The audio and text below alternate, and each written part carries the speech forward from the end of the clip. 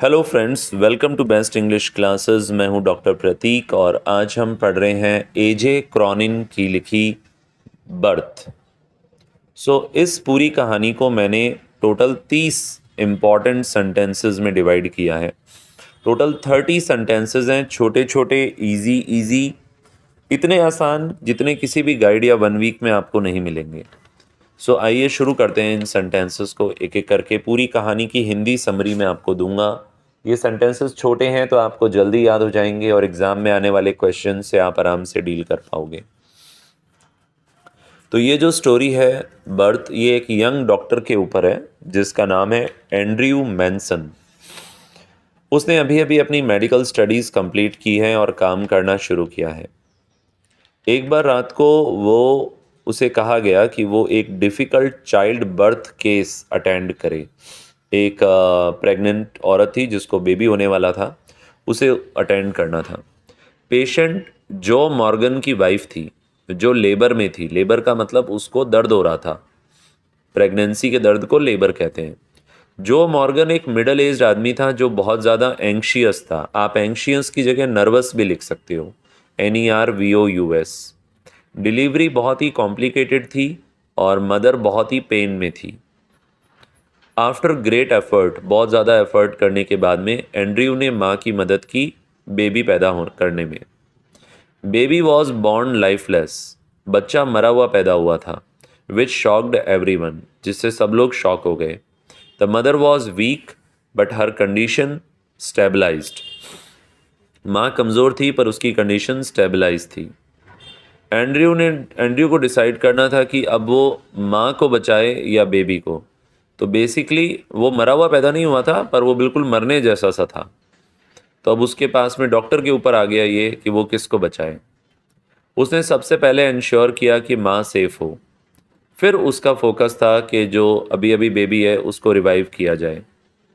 उसे एक medical technique याद आई जो नए जन्मे बच्चों को जन्म देने के, जो उनको ज़िंदा करने के काम आती है या उन्हें ज़िंदगी देने के काम आती है। रिवाइव मतलब ज़िंदगी देना। He started rubbing the baby and tried artificial respiration.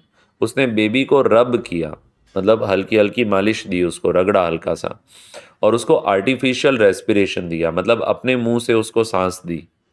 Despite his efforts, उसकी इतनी कोशिश के बाद भी baby showed no response, baby ने कोई रिस्पॉन्स नहीं दिया। But he did not give up, उसने हार नहीं मानी एंड कंटिन्यूड हिज एफर्ट्स, और अपनी कोशिशें करता रहा। ही dipped the baby in warm and cold water alternately. उसने बच्चे को गर्म और ठंडे पानी के अंदर डुबोया, बार बार डुबोया, फिर निकाला, फिर किया। आफ्टर अ लॉन्ग स्ट्रगल, बहुत मेहनत के बाद में baby finally gasped the air. बच्चे ने हवा की सांस जो थी वो ली। Baby started breathing and crying, बच्चा सांस लेने लगा और रोने लगा। विच वॉज अ मिराकल, जो कि एक चमत्कार था। Andrew felt great relief and satisfaction. Andrew को बहुत रिलीफ मिला और सेटिस्फैक्शन मिला। जो मॉर्गन और उसकी फैमिली ओवरजॉयड थी, बहुत खुश थी। ये स्टोरी हाईलाइट करती है कि एक डॉक्टर का डेडिकेशन और उसका हार्ड वर्क। ये साथ में ये भी बताती है कि डॉक्टर कितने परसिस्टेंट होते हैं, लगातार कोशिश करने वाले होते हैं और क्विक थिंकिंग रखते हैं। एंड्रयू ने प्रूव किया खुद को कि वो एक जिम्मेदार और स्किल्ड डॉक्टर है। उसके एक्शंस ने ना सिर्फ माँ को बचाया बल्कि बच्चे को भी। ये स्टोरी हमें बताती है कि हमारे अंदर डिटर्मिनेशन होना चाहिए और सेल्फलेसनेस होनी चाहिए। हमें सेल्फिश नहीं होना चाहिए और हमारे अंदर दृढ़ संकल्प होना चाहिए। यहाँ पे जो डॉक्टर हैं ये बताया गया है कि वो कितना क्रूशियल रोल रखते हैं, कितना इम्पॉर्टेंट रोल रखते हैं लाइफ बचाने में। एंड्रयू का करेक्टर हमें होप देता है और परजवरेंस देता है। परजवरेंस का मतलब होता है दृढ़ता, या आप इसकी जगह डिटर्मिनेशन भी लिख सकते हो। स्टोरी हमें इंस्पायर करती है कि कभी भी मुश्किल सिचुएशंस में गिव अप मत करो।